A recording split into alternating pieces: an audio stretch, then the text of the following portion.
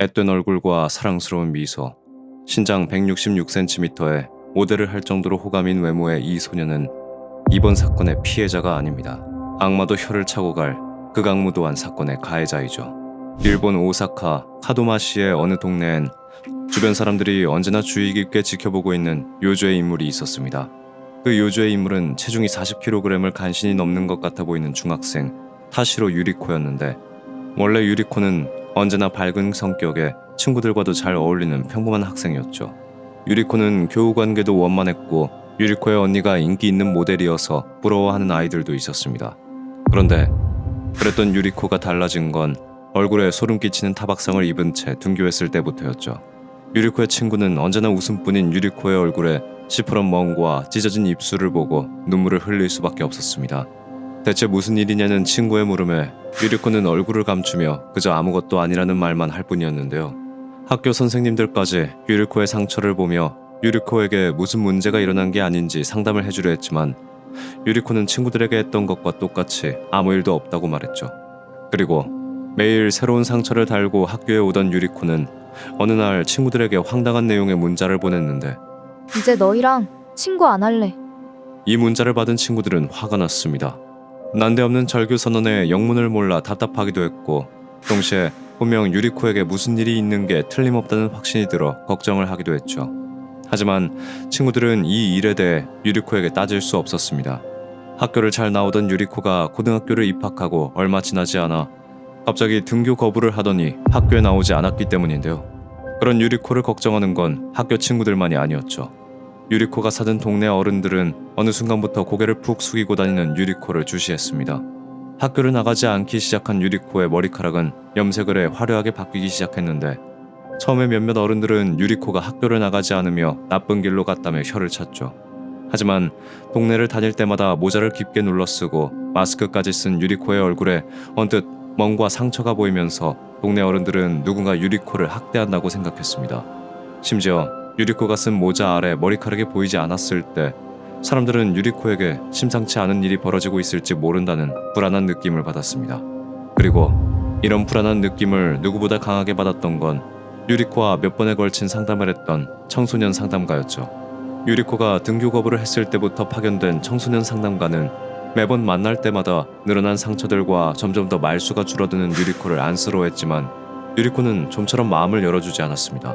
상담사의 목적은 어쨌든 학교를 나가지 않는 유리코가 다시 학교에 나가게끔 하는 거였는데, 학교를 가지 않는 시간에 주로 뭘 하냐는 상담사의 말에 유리코는 일을 시작했다는 말을 했죠. 유리코는 포장 작업을 하는 일을 했다고 했습니다. 그런데 그 말을 들은 상담사는 의아했죠.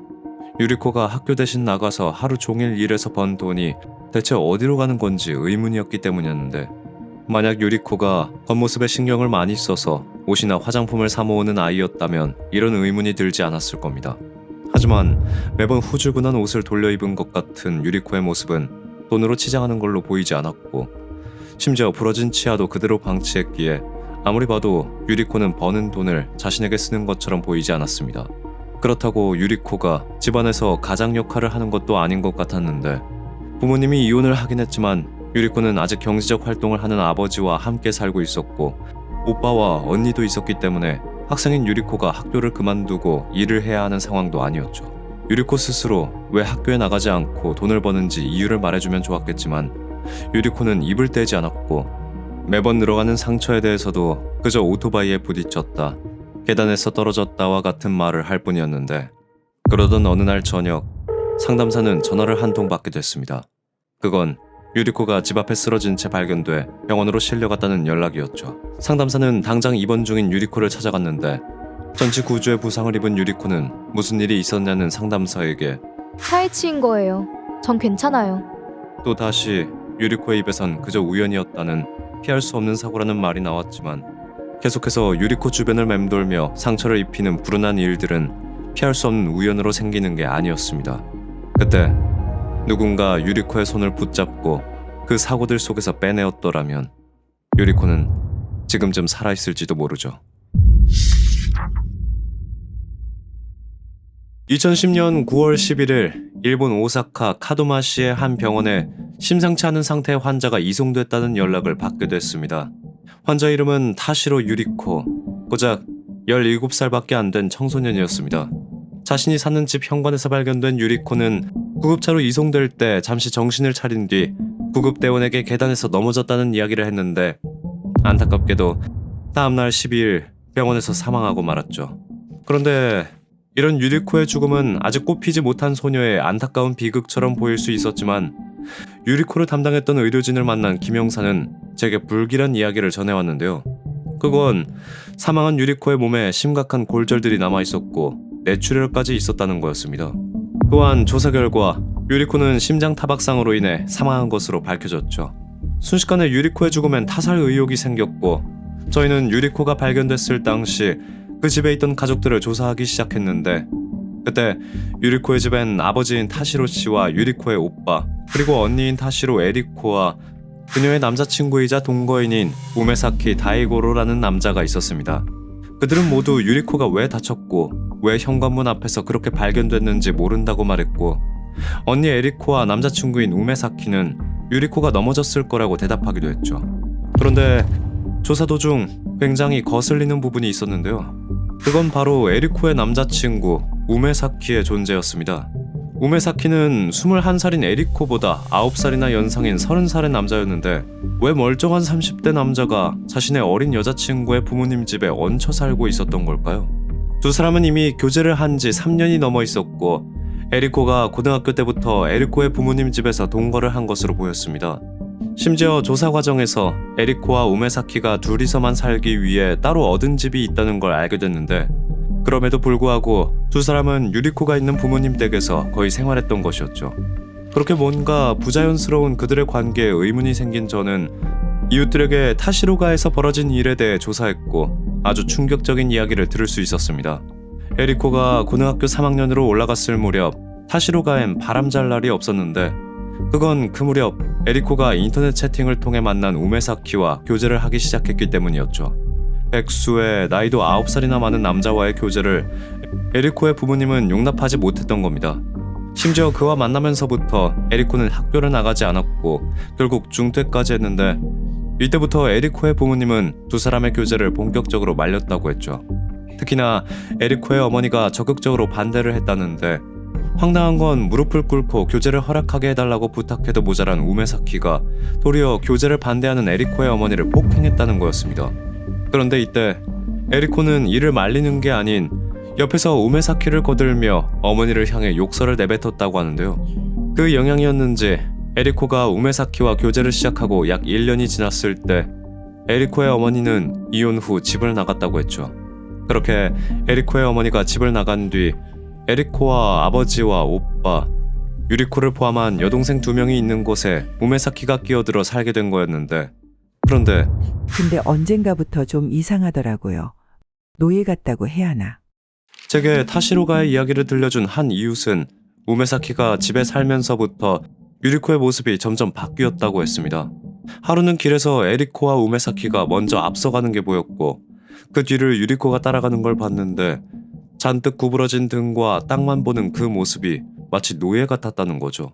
뿐만 아니라 천천히 따라가는 유리코에게 우메사키가 아주 강압적으로 소리를 지르는 걸 봤다고 했습니다. 심지어 저는 유리코가 다니던 학교의 선생님들로부터 유리코가 중학교 3학년 때부터 얼굴에 타박상을 입은 채 등교를 했었다는 증언을 들을 수 있었죠.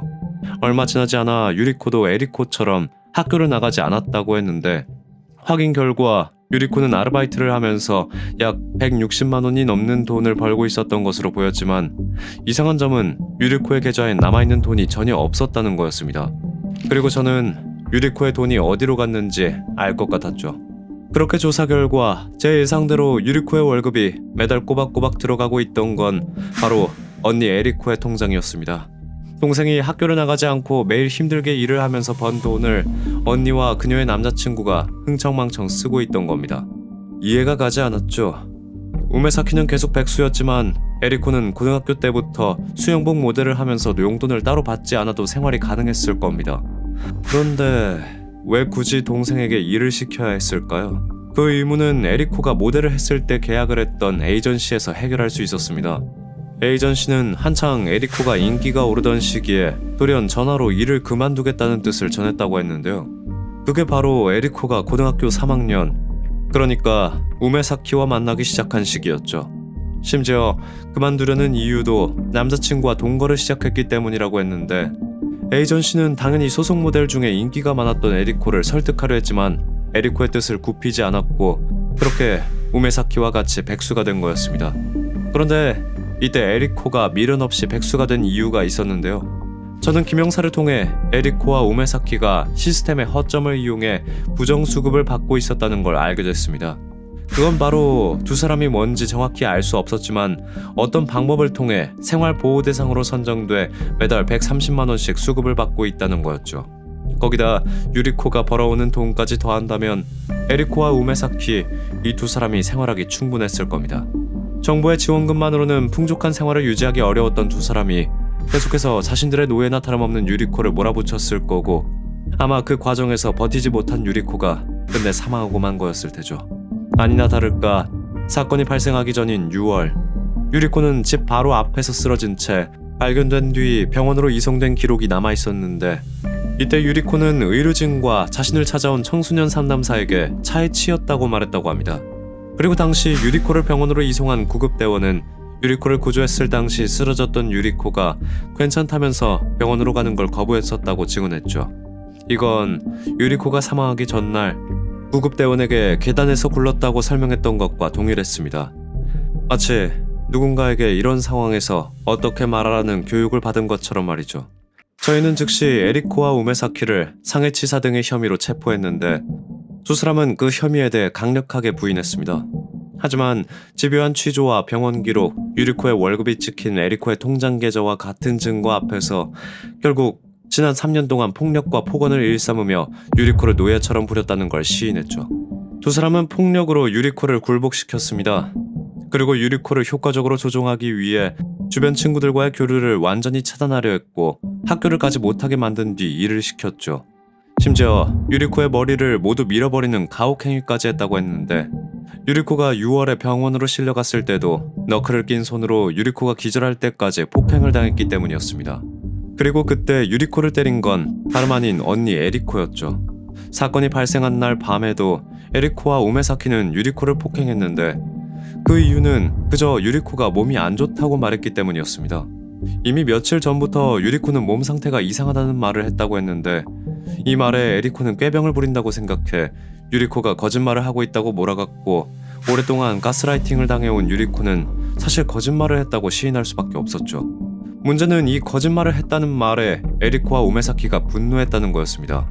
두 사람은 그때부터 유리코를 무자비하게 폭행했는데, 접이식 의자를 들어 휘두르며 그 의자가 망가질 때까지 계속해서 유리코를 내리쳤다고 했죠.